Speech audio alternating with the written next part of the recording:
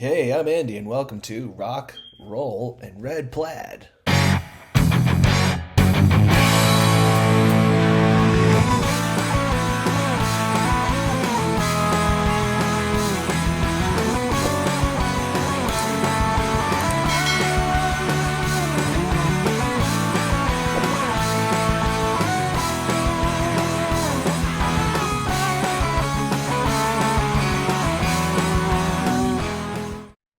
All righty, righty.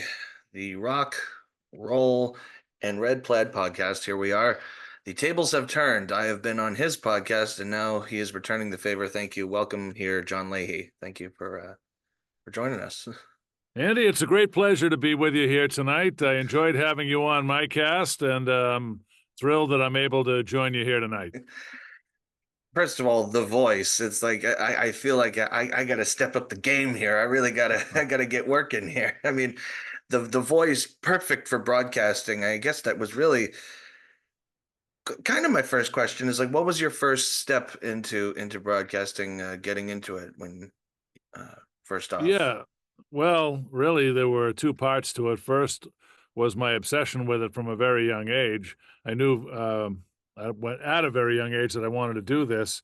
Uh, it really involved making a decision to follow my dream much later than I wanted to. I actually started at age 30. I went Okay. to Connecticut School of Broadcasting. That was the first step. I took classes. And once I got through that, then I volunteered my time, which is how most broadcasters start.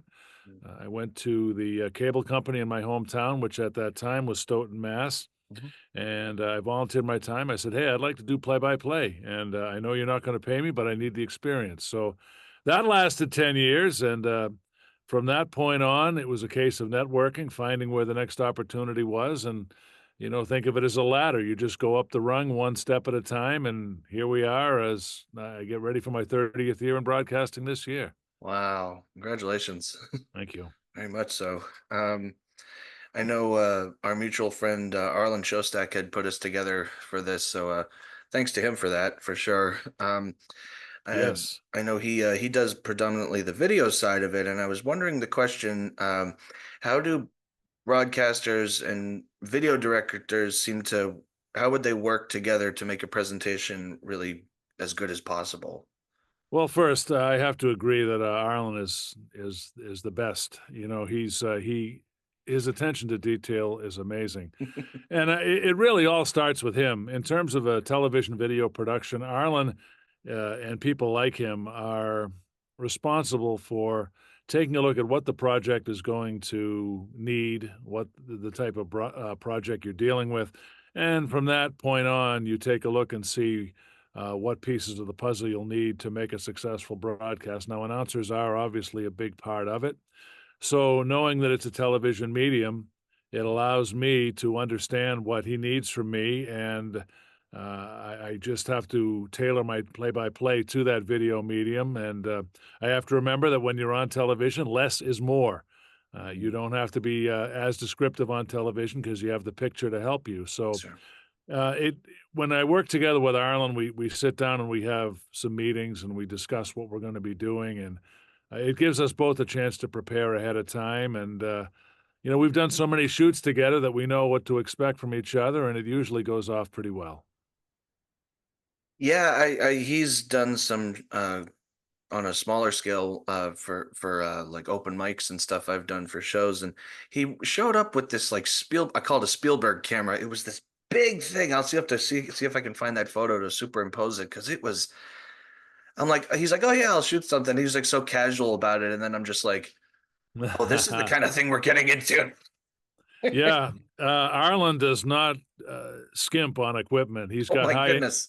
He's got high-end industrial cameras, which are very similar to the types of cameras you'd see in a professional setup like Nesson or anything like Sure. that. So, if you're going to have a quality production, you have to kind of lay out the money to uh, Yeah. get good products, and I've done that on the audio end myself. So, Mm. yeah, it's terrific the way he puts all that effort into his shoots. Yeah, and not just with the broadcasting. I've noticed you've done broadcasting, music, audiobooks, the podcast also. What is it that interests you to continue to dip into different avenues of entertainment or broad or different forms of these things really? Yeah, it's a great question. I think it's a matter of sitting down and assessing where your creative gifts are, where your talents are, and what truly makes you happy. Music is an easy one, right? Because I've been involved with that all my life. Audiobooks is just an extension of broadcasting, right? It's a chance to use your voice and help to Yeah, deliver a product. So I think these things are kind of connected in their own way, in their own creative way. So it was kind of easy to, put together the decision of, hey, let's put out a nice quality project that we can use our talents with. And really that's what it all comes down to. So it's again, it's making the decision to, not only figure out what those talents are, but to use them. And it absolutely, took absolutely. it took me a long time to figure that out, but Yeah. I think in the long run, I'm better for it. So many avenues that are all intertwined for sure. Um, Yeah, yeah, have there been absolutely.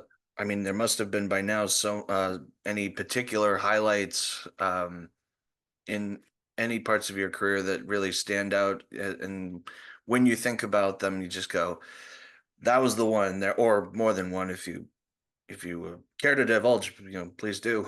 Um, Yeah, well, I mean, most of my significant work has been in hockey, in okay. college hockey, working for Merrimack College over the past 19 years. And we've had some tremendous games over the years. We've had some Mm, playoff games that have gone into overtime. I remember a game that went into double overtime one night. We were playing in Boston at Northeastern University, and in hockey, when the game goes into overtime, the first team to score wins, and it's sure, over instantly. sure. So, I mean, those are the types of things, the dramatic moments that you remember. I've had some great games over the years, and I can't list of them all, but any games that end dramatically and are good for the demo reel, I think, kind of stick out in my mind. The nail biters, as they say. Yeah, yeah, especially come playoff time Mm, when there's so much more on the line. I mean, I've done games at the TD Garden in Boston. oh wow. I've done a bunch of games there, and that's a lot of fun. I've done some games at Fenway Park, and obviously, when you get up to that particular stage, you feel like you've arrived, and it's just great to look back on those memories and say, "Hey, I've kind of made it as a broadcaster." Fantastic. Mhm. I also noticed a bit with the lull spinners. Were you there? Okay. I, Yeah. per request of my father, I wanted to tell a quick anecdote. I don't know if you were there for this particular one. Real. I'll try and condense it because he wanted to come on, but he's working. So All right. All right. this was the particular night. Simultaneously at the while the Spinners were playing, that the Red Sox scored 14 runs in the first inning. This Yeah. is Yeah. 2002 or three. I can't. I was little younger. I don't know if that was that year or Okay, well, I was there from, 2011 to okay, 2019, so that would okay, a if little that's yeah, that was before my time, but I remember the game that you're talking about. okay. They were playing the Florida Marlins Yes, at they were. Fenway Yeah. Park, and they scored, yeah, 14 runs in the first inning, so, Whew. Now, cut to we're at the Lowell Spinners game, and I believe we're in the outfield in right field, right at the very top there, in the little in the bleachers there. And my dad is putting my mom's initials into her left-handed glove. My yep. mom's left-handed, and my father is not. And he says, "Oh, nothing's going to happen, you know, right here, the first pitch. Wouldn't you know? Right, heading straight for him." Okay, and now he's trying to put the thing on. He's not left-handed, he can, but he tries to go like this, and it falls into the bullpen, and the whole place starts booing him, and and, and apparently one of the guys in the bullpen throws it back up, and I catch it. I was like seven Alright. or 8 years old, and they start cheering me while they were booing him at the same. Didn't know we were father and son. I'm like, oh my gosh, I just I don't know why. Well, Dad wanted me to put that one in there just on the off chance you were there for that. Yeah, It's just, you were not, but funny yeah. What little blooper reels. I'm sorry. Go ahead. No, what you got to do in that situation, if you're trying to scramble to put your glove on, you're not sure if you're going to make the catch. You got to kind of turn your body and kind of deflect the ball if you can, so it doesn't hit you in the head. Turn your back to it, or get a fleshy part of your body, to kind of deflect that ball, and then hopefully you'll get the right bounce. So just Hey, kind of stuff I've learned over the years. good to know. Yeah, In the bag of tricks there. yeah. Um, Shifting over to the music side of it, I know spoken before on your podcast that a a more massive Jimmy Buffett fan there could not be, as far as I'm concerned. Um, I know that since how you spoke of him, what is it? What is something you know about his music that you wish everyone would know? Well, first of all, Jimmy's music, I think, uh, is defined by the word escapism. Mm, It's a way to escape life's problems. It's a way, when you listen to Jimmy Buffett's music, you kind of get transported to a place where you don't have the responsibility and stress of everyday life. mm, Don't take my word for it, right? I mean, he sings about cheeseburgers and margaritas and beaches. He's got a steel drum guy playing in his band. hey, It relaxes me because yeah, it just kind of takes me to an area where life is less complicated, mm, and certainly that was a large part of his music. But I think if you look at his whole body of work over the last 5 decades, you'll see that he touched a lot of bases. He was a rock and roll guy, he was a folk music guy, and he could do it all. And I yeah, think that as a musician, I appreciate that because I've listened to all different kinds of music over the years, and I've just grown accustomed and very fond of his music. And I'm on a mission to learn all the Jimmy songs that I don't know. wow, So that's going to take me a while because 51 years he's making music. So yeah, he's just left an amazing imprint on American music, and I hope people understand, how important he was and just how great his music makes you feel. So again, yeah. it's that island escapism Love it, that's what I think love about. it. Yeah. Apart from him, who are some of your other big musical influences for you personally? Well, I grew up uh, going to high school in the early '80s, and Okay. I got exposed to Irish music, Mm. Irish folk music. Ah. My uncle was in a band, a Boston area band when I was growing up. They called themselves the Irish Volunteers, and I remember listening to it, and I'm like, "Damn, this is good music. It's got a beat, it's got a story to it." So I wanted to learn more about it. I went down to back then they sold LPs, right? Sure. So I went down to the record store, and Mhm. I wanted to get myself indoctrinated into that kind of music. So I bought this double LP. It was called the Clancy Brothers Greatest Hits. And if you don't know who the Clancy Brothers are, they are the icons who brought Irish music to America. Um, I've you know, heard the name, most yeah, certainly. yeah. So they didn't do any of that old, generic Irish stuff. No. They brought music, Irish music to America with a beat, they did rebel songs, they did drinking songs, they did Yep. sea songs. Hmm. They're kind of like the modern day, um, Dropkick Murphys, Yeah. kind of along those lines. So Yeah. I was into Irish folk for a long time. I still am to this very day. Once you get hooked on it, Yeah. you love it. But I'm a big folk music guy. I got to tell you, the older I get, the tougher it is for me to be around very loud music.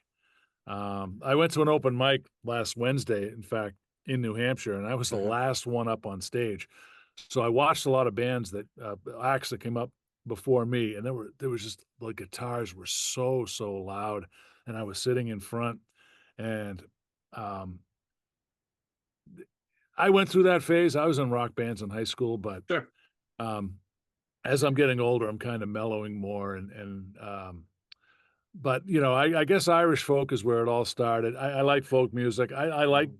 I like the rock and pop stuff from the '70s and the '80s. Hey, I'm almost 60 years old, right? So Hey, I'm not a young kid anymore. So I like that the older stuff, I I guess. mean, one of my favorite bands actually did come from Ireland was Thin Lizzy, and Oh yeah, a oh yeah, lot of their stuff, even their original songs, even though they are, I mean, you could some consider rock or even some of them harder rock. A lot of them are folk based. Even a lot of times in the mix, there's an acoustic guitar playing away in the background, low, but it's just low in the mix. yeah, You know, yeah. I definitely love the acoustic stuff, and Thin Lizzy was great.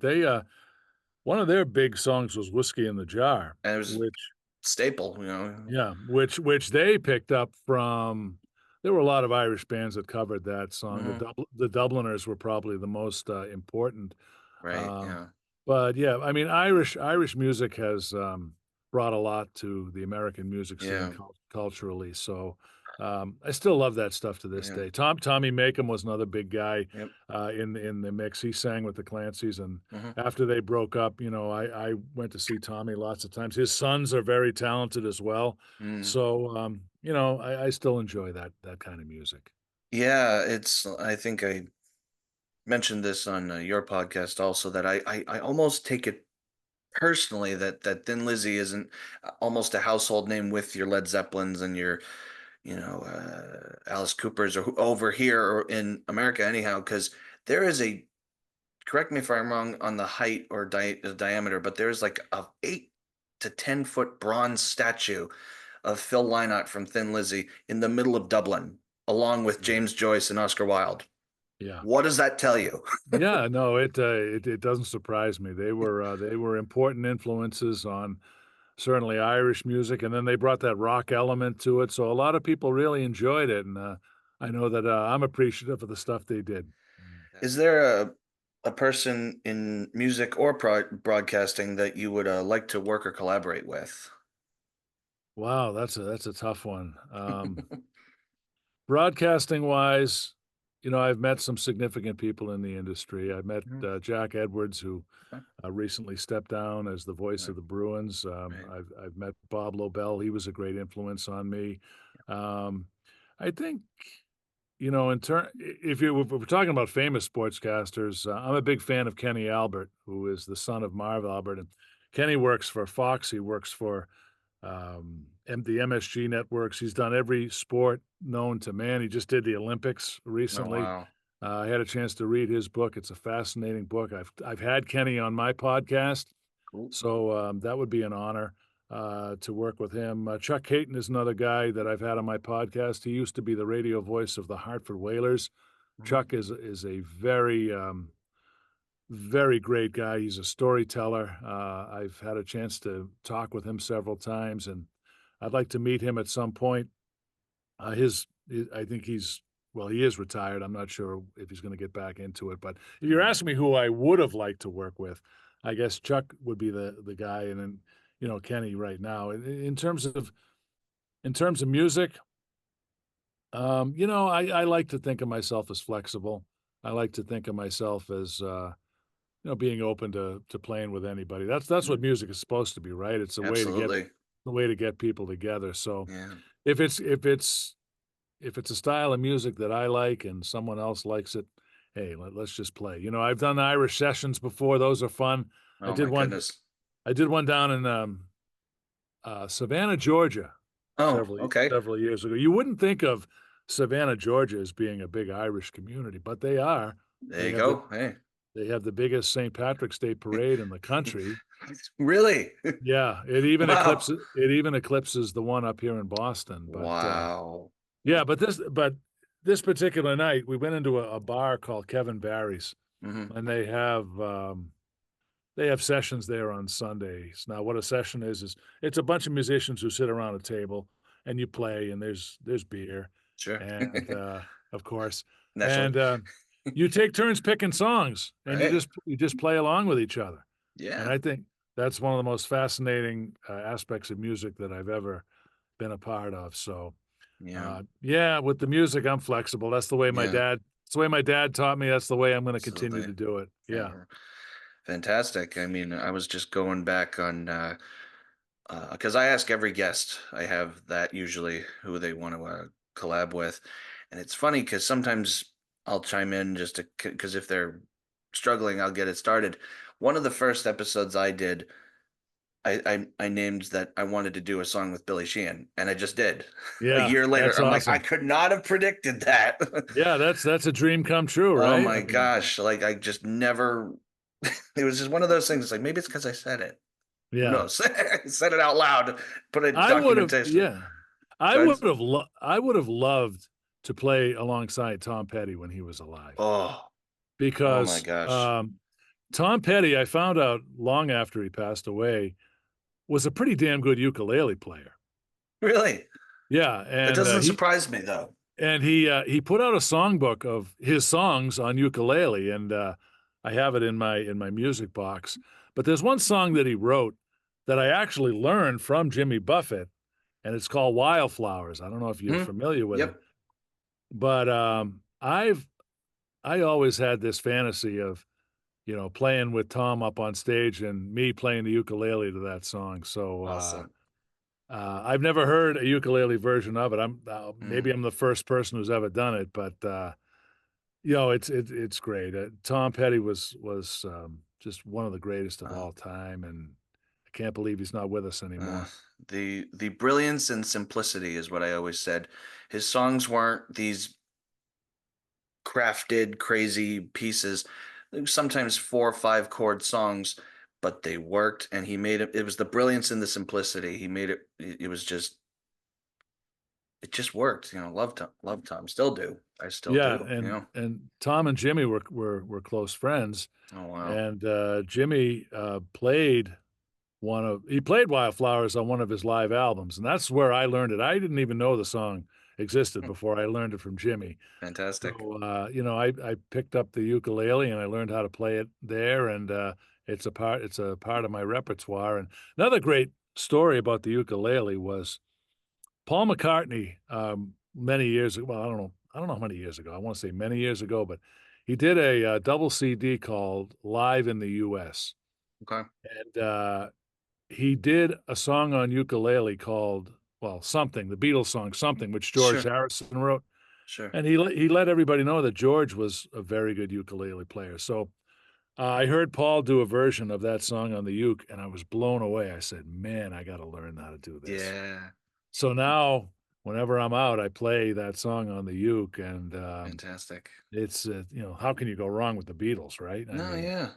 and that particular song sounds incredible on the uke, so I can see why it would. yeah, yeah. So and he changes the tempo of it too. You know how when George recorded that song, It's a little slower. it was a love song and a ballad, but Paul comes out and does it on the uke, and he up tempos Up it, tempo. so it kinda sounds like it's like almost like a reggae version of it. Something in the way she moves. Yeah. Yeah, and in fact, you can find if you go on YouTube, you can see him doing that song on the uke, but Yeah. it was so cool, I just had to pick it up. I always thought that between Paul and John, anyhow, I feel like John was the salt in the caramel. He was the kind of slightly moodier aspect, and Paul was always in for a good time. Sorry, that's not the greatest impersonation, but he always had the zazz, and he was much more of a good timey moods in his songs anyhow. But when you put the two of them together, especially in Lennon McCartney stuff, it balanced it out. If Paul was too cheery, John brought him down a little bit. If John was a little too dark, Paul brought him up. At least I Yeah, think. you could argue that, those both of those guys were neck and neck with the songwriting, right? They were Mm, 50-50. Just the talent that they had for writing songs was amazing. mm, And, the true test of it is that those songs are still very much loved. I mean, what are we, 60 years, since those songs came out? pretty much, And, yeah. uh, they still have a lot of meaning to a lot of people, so, Yeah. I think they were the 2 greatest songwriters who ever lived, Mm, and like you said, you put them together, and it's an unbelievable pairing. yeah. Yeah. I was just telling a friend of mine today that I didn't think of this quote, but someone much wiser than I said this, is to better to have a timeless song than a hit song. Yeah, I mean, it could be yeah, a hit too, but for it to be timeless, you yeah. know. I mean, I'm at the point where there's not a Beatles song that I hear that I don't know by heart uh, that I don't appreciate. I mean, you want a really good listening experience. Get yourself the Beatles box set. Mm, You can get it through iTunes, you and can, yeah, I've seen it. I think I don't remember how much it costs. It's a little bit pricey, as you would expect. It's the whole catalog, yes. Well, I'm just talking about this box set album. Oh, I thought All it right. would, because when you said box set, I'm thinking like it's the whole thing. I don't know. Well, you can get it digitally on iTunes, and basically, Oh, yeah. it's every album that they did. So Right, yeah. you get that, and you put that on shuffle. Let me tell you something. You listen to that for hours Oh, sure. and never get tired of it. Wild stuff. Yeah.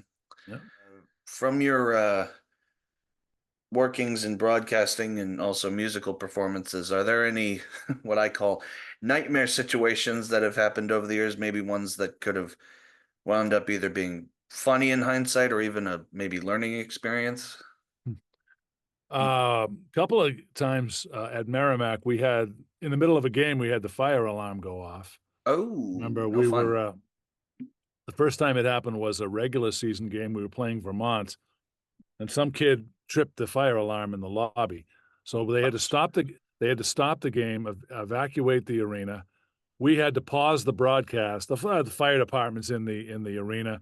We're Yeah. live on the air, and it was crazy. And we had to pause the broadcast and leave until the building was cleared. And then last year, against Boston University, same thing. Fire alarm went Oh off, and man. we had to stop the game and send the teams to the locker room.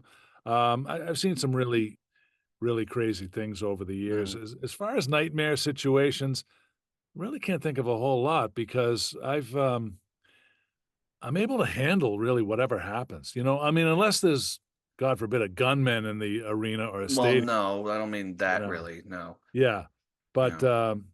yeah, I mean, I've been able to pretty much handle anything that's come my way. I mean, look, there's been technical difficulties in broadcasting, Yeah. and those are beyond your control. So you just Mm. you kind of roll with the punches, and Yeah.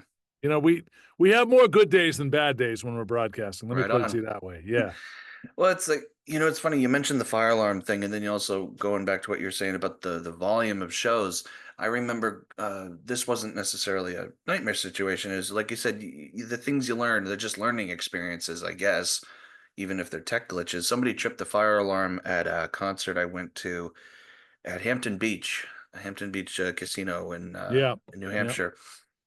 Now, the concert that was going on was five guitar players with a backing band, each one of them revolving out, and all of them were in the realm of hard rock metal kind of guitar players.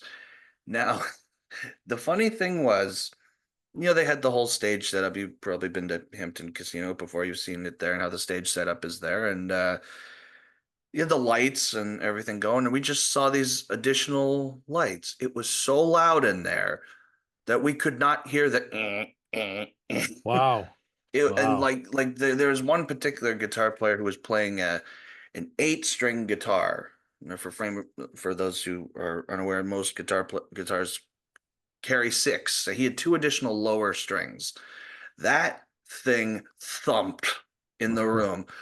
It was borderline bass, but with all the fuzz and distortion and everything. And they come to the end of the song, and one of the guitar players was a local guy, Nuno Betancourt. I think he's Yeah, from like Point Metro West or something there area. He's in a band called Extreme. And he looked over and he goes, "Should we?" He's just like, "I think we're good." And nobody came out to say anything, so they just kept going. And like 2 minutes later, it was done. I'm like, I think they made the right call, but I was like, at first I was like, I don't know about this, but everybody seemed to be okay about it. Maybe it was just again, technical glitch. well, that's pretty dangerous if you have the fire alarm on and you can't hear it. So, Oh, there were uh, the lights though. You could oh, see the lights. those. Yeah. Yeah, okay, yeah, yeah. So, Yeah. yeah, it's. I always say that Andy, the greatest thing about working in sports is that you always have the possibility of seeing something you've never seen before. Mm, And that's what pulls me in year after year. yeah. Also, if you have the opportunity to travel on the road like I have, Mhm. it's wonderful to go and see places you've never been and call games from places you've never called before, and done a lot of road games over my career, and I'm fortunate to be able to see what I've been able to see. Mm. Well, for anybody else who's wanting to check out more of your stuff, John, where can we find you online? All right. Well, my website is at johnrleahy.com, and that is pretty much one stop shopping. If you want to learn about me, my resume is there, my radio and TV reels are there. I have a music page, an audiobook narration page. My books are on sale right there at the website. And I have some cool broadcasting stuff on there too. So, yeah, anybody who wants to learn about me can go right to the website, and that's the only place you'll need to go. One stop shopping, fantastic. Absolutely. Thank you so much for coming, and really, really appreciate this. Come back anytime too. Andy, I appreciate you having me on. I have great respect for you and the amount of effort you put into your music. And one of these times, I'll get over and check out your one of your live performances. And Yeah, I'm grateful that Arlen brought us together. So thanks for for having me sure. on. Thanks for having me on, and it was great chatting with you. You too. All right. For more of my original content, visit my website, www.andyconley.com.